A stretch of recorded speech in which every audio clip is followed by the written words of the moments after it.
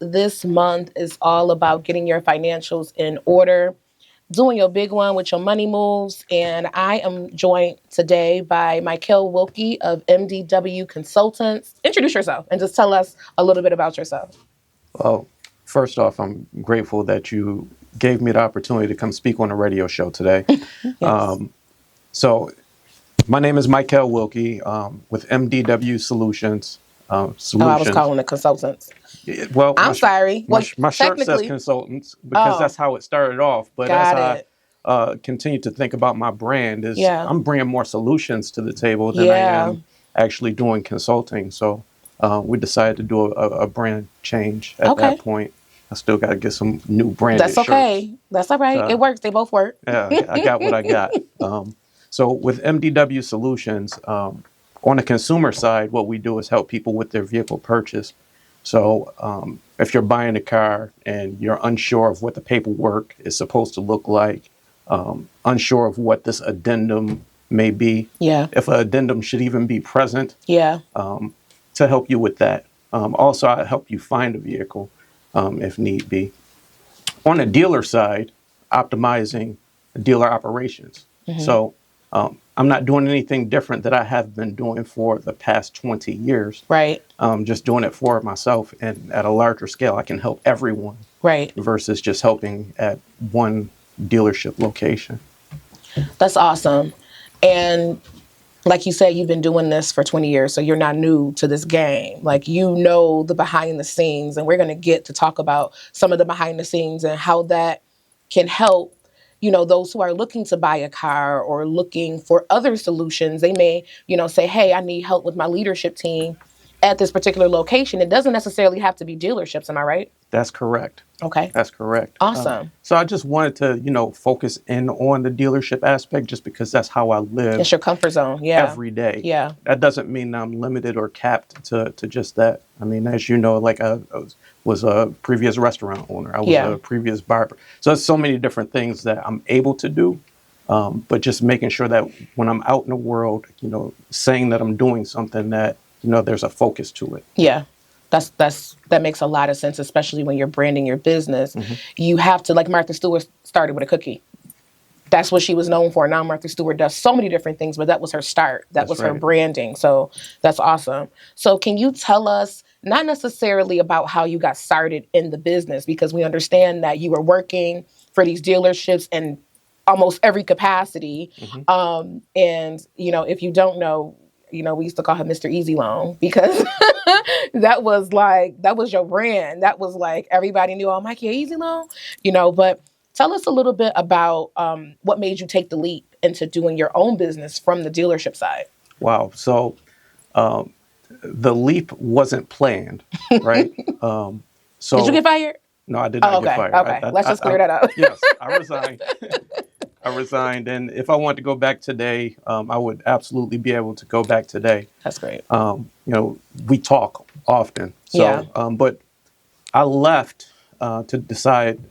I decided that I wanted to take on another role with a different company. As I'm looking at this other company, I'm like, okay, well, this doesn't really align with my core values. Yeah. They don't do very much stuff in the community. They're like, okay, well, we'll allow you to do 2 hours in the community for yourself. I'm like, well, wait a second. Like, you know, I just came from, you know, a large corporation that, you know, backed me, allowed me to, you know, be great in the community, and they were great in the community with me. Right. So that's one of the biggest reasons why I was like, you know what?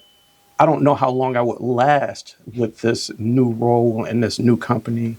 Knowing that, you know, that's a big piece of where my heart is. Yeah. So at that point, I had to make a decision. It's like, okay, well, do I just go back?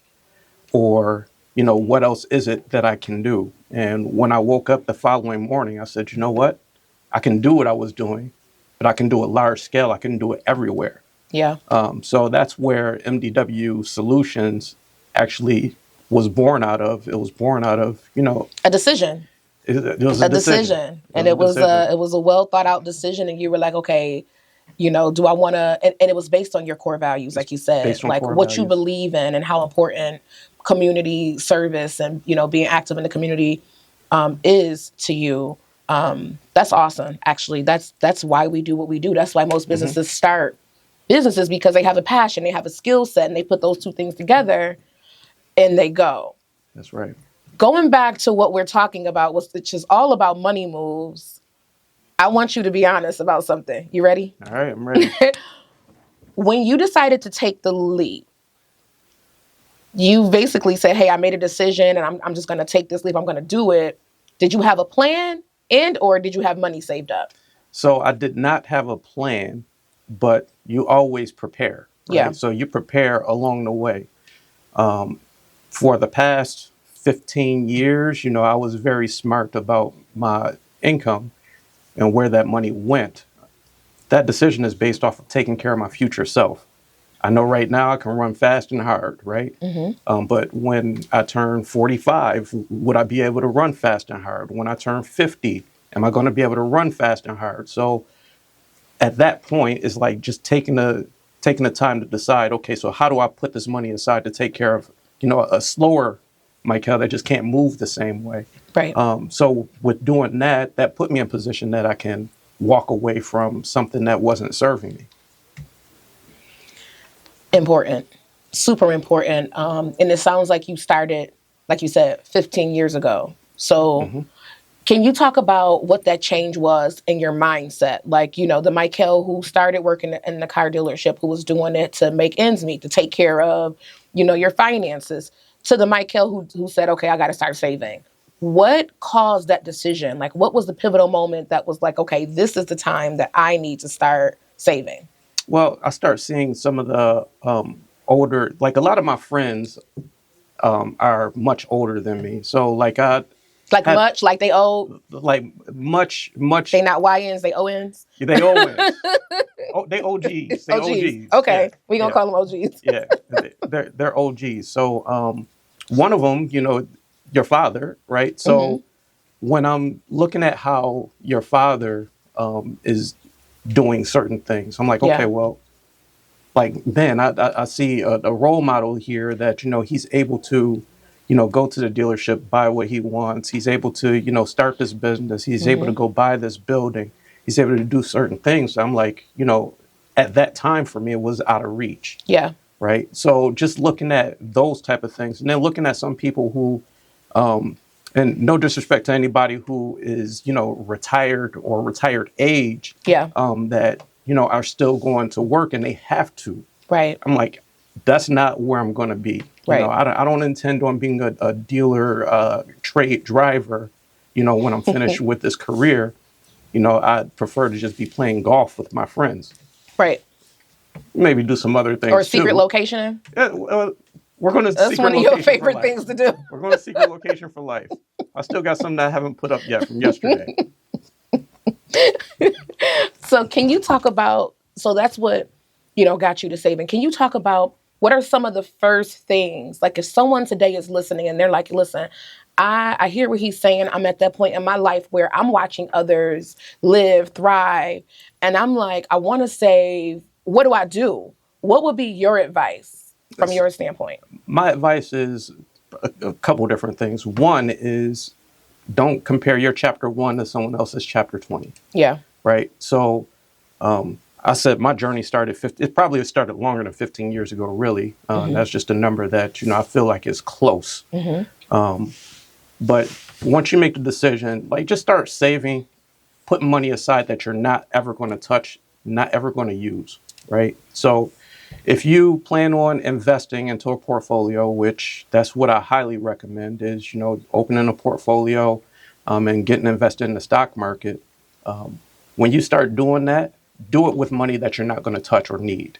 Right. Yeah. Because if you're doing it with the intent of, OK, well, I'm going to buy the share of Microsoft and, it's going to make me $1 million. It's not. It's going to grow over the course of time.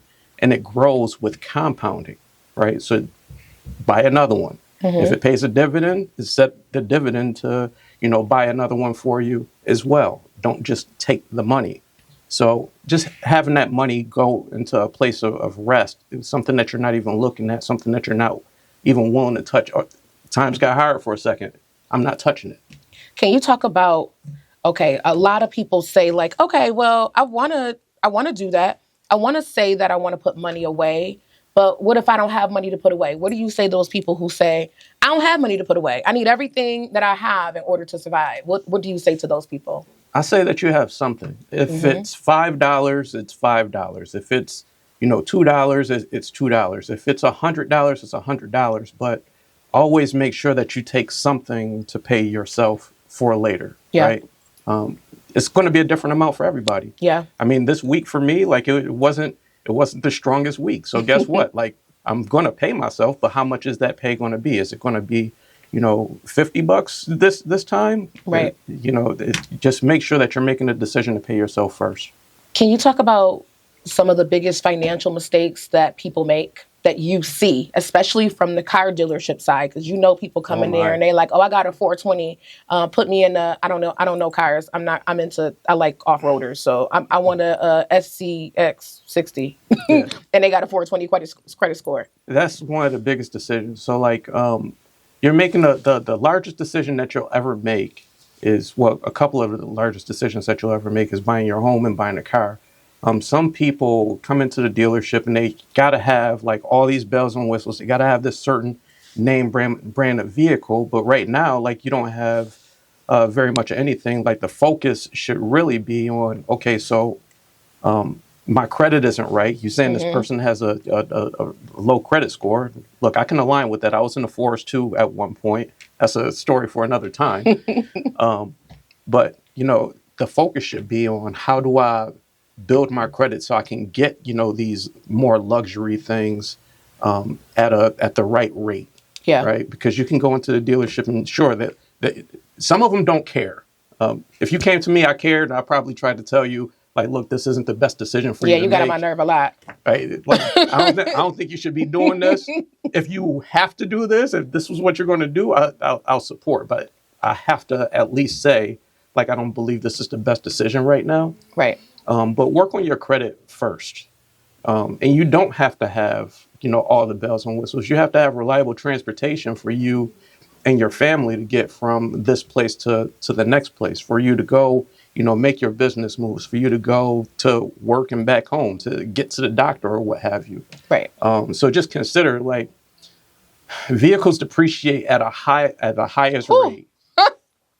Right. So you're paying all this money for something just for show. Like, it's sitting in my driveway. Yeah. I remember as a general manager, right?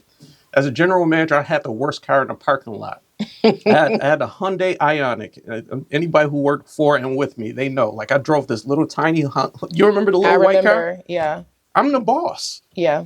I'm the boss. Like, I don't need a car to say that I'm the boss because I'm getting in this car at the end of my shift. I'm driving home. I'm parking in my driveway at my house. Yeah. Right. So just, keep that thought in mind. Like, if now isn't the time for luxury, doesn't mean that later can't be the time for luxury, but just make sure you make a move that makes sense for you and your family.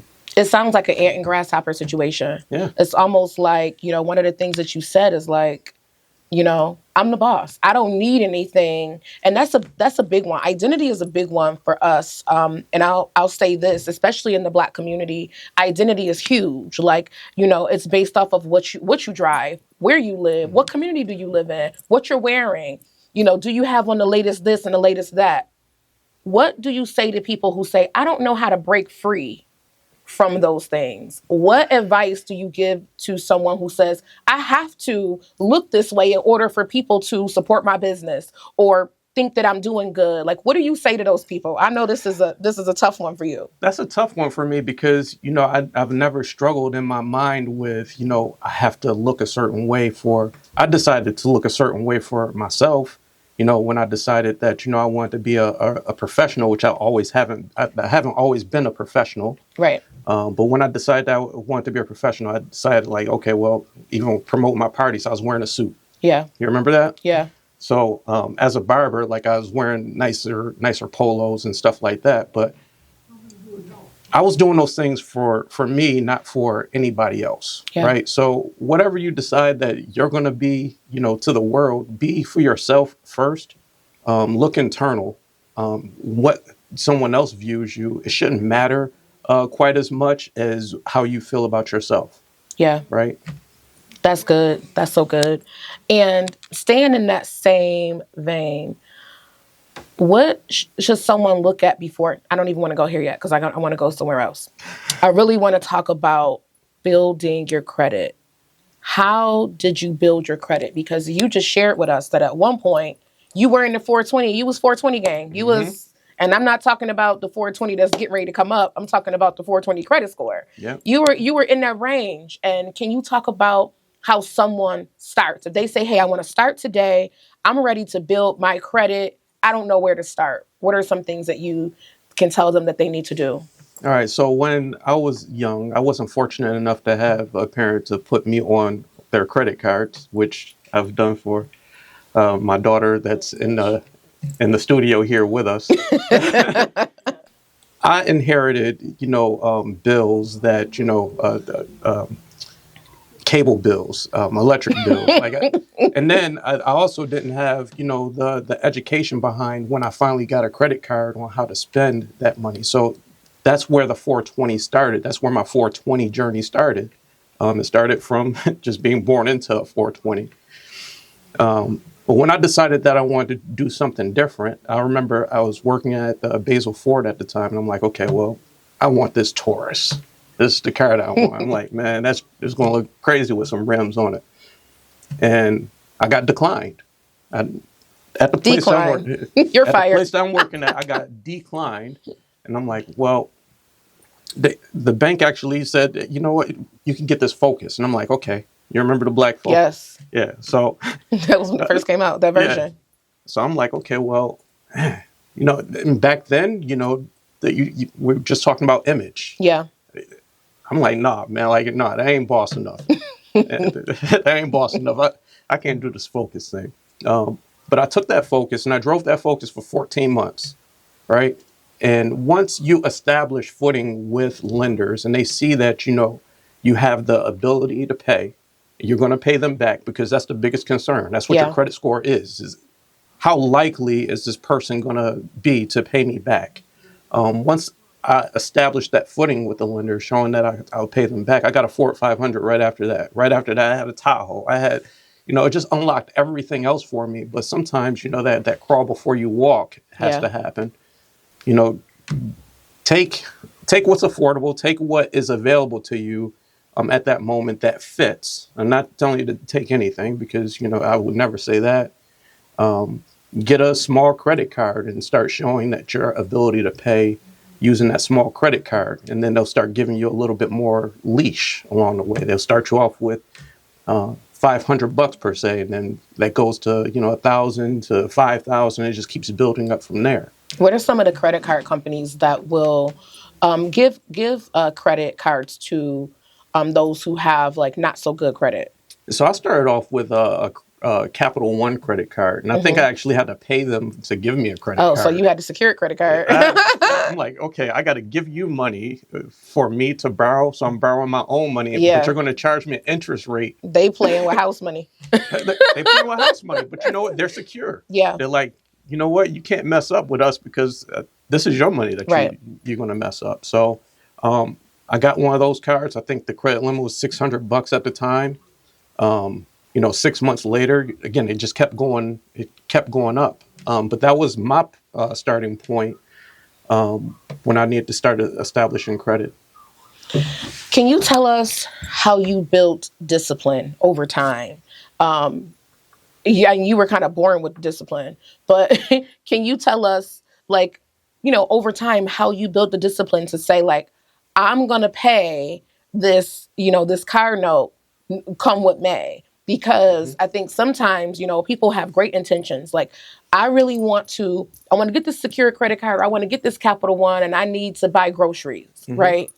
And I have every intention on paying it back, but then something comes up. I might need my hair done or my nails done. I might need this new sneaker. I might have an event to go to. What do you say to those people to say how you build discipline with your money moves? I would say the discipline starts with don't spend what you don't have, right?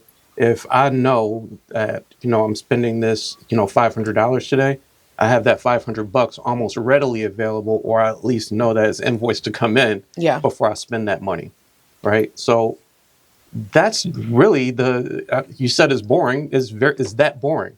Don't spend what you don't have. Yeah, that makes sense. Though. That makes sense. If you're taking on a $1,000 car payment, but that's a third of your income, do you think that's wise? Right.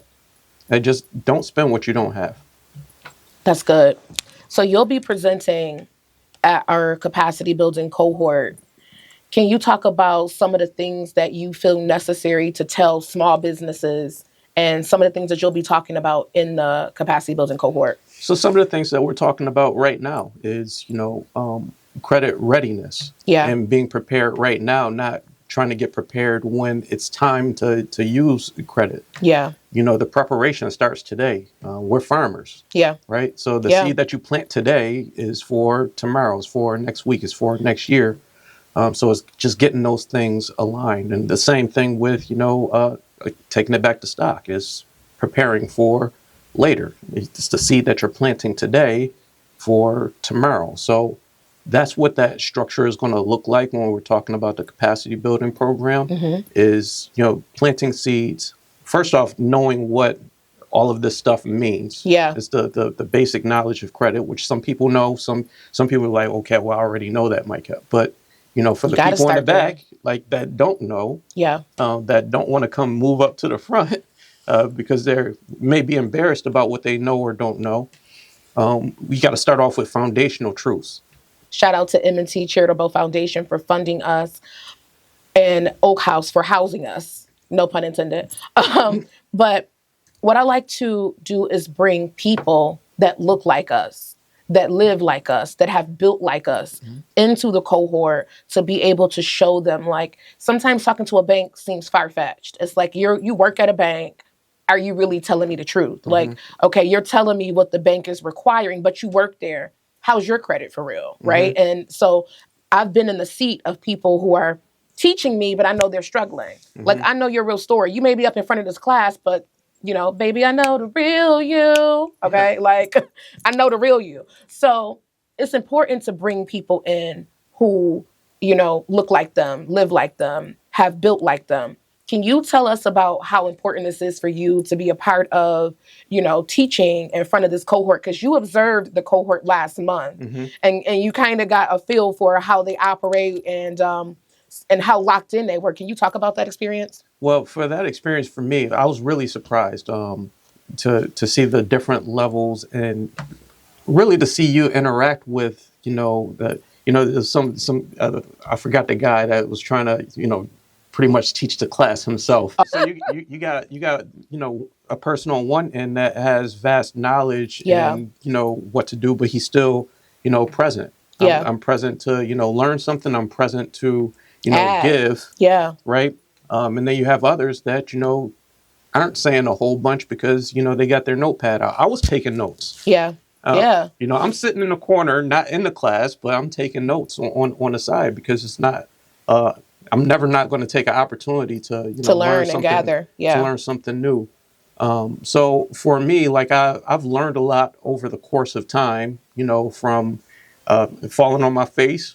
Yeah. I've learned a lot about picking myself up, and I've helped others along the way. People that worked for me or worked with me. So now it's just another opportunity to do that for and with people that look like me. Yeah. And then being in the forefront, I think so many times when we're building, we don't think about what we do as our everyday life. Like, I live and breathe this. Like, I was driving in this morning and I was sharing a little bit, and I got this call. Like, I'm at home, minding my business, taking my time to get dressed, and I get this call that there's an oil spill at one of my job sites. And I'm saying to myself, like, I know the procedure immediately. I know immediately that this is a brownfield development. I know I have 2 hours to report this. I know I need to talk to the Department of Environmental Conservation. I know that I need to get the engineer on site and go and take photos. And I know how to jump into action. And sometimes we take for granted the knowledge that we naturally have inside of us. And really, we have that knowledge and it's our job to share it with our community. Duty. So you know, when we're talking about financial readiness, when we're talking about capacity building as a whole, it just makes sense to make sure that those around me who I've seen, you know, build up things, have a voice, and people can, you know, connect to them and say, okay, I know Mykiel. I've been to his parties, or, you know, I used to go eat at Freddie J's, or, you know, I've been to Easy Loan, because if you got a car, you got a phone, you got a loan, right? It's so important to, I'm sorry, my glasses are talking to. It's so important to, you know, keep that at the forefront as we build is where we came from and who we are. And so thank you, first of all, for saying yes to our capacity building cohort and being there. This next date is the 15th. We'll be at Oak House again from 6 p.m. to 7:30 p.m. And I'm excited about that. Hey, Women's Business Center at Kenesha's. Can you talk about what should someone look at before signing a deal, any deal? We're talking about car, business, anything. What should people be looking at? What are some of the signs or the red flags that they should be making sure they pay attention to? Like I always say, okay, so I'll give you a story. Recently, I was working on opening a cafe that did not open. And this is just under a year ago, so it's still fresh, right? So in this instance, I got legal counsel to look over a lease because I didn't know, right? There's certain things, is lingo that I don't know. So what I'll say before signing or doing anything, you get someone that does know. So in an instance of, you know, looking for a vehicle, I can help with something like that. In an instance of, you know, you need more legal guidance, you need somebody who to look over a lease like I just recently had. Get a lawyer to look over that lease. But I say get a professional involved before finalizing any type of legal anything. So should we bring lawyers with us to sign our car deals? No, you call me. That was a good one. That was a good catch. I threw that out there to see if you was gonna bite that. That was a good one. And so we have 2 minutes, and I really want to 2 minutes, 1 minute. How long do we got, Lee? Lee, tell me. Oh, I got 1 minute. Oh, I don't got that long. Oh, dang. I don't got no more questions for you. Yes, I do. Okay, so you help with vehicles, you help with capacity building, you help with financial readiness. What are some of the other things that you can offer as services within MWBE Solutions? So the rest of my suite is really, you only got 30 seconds. It's really built around helping dealers, but it's not one thing that I can't not help you with. I've built businesses, I've opened businesses, I've been successful, I've also failed. So if you just need someone to, you know, take a look at your business plan, I can do that too. All right, and just give us your website. It's mdwilkie.com. MDWILKIE.com. All right, awesome. And we will have that on the MWBE conference website. Thank you all for watching. Make sure you stay tapped in next week. I love y'all.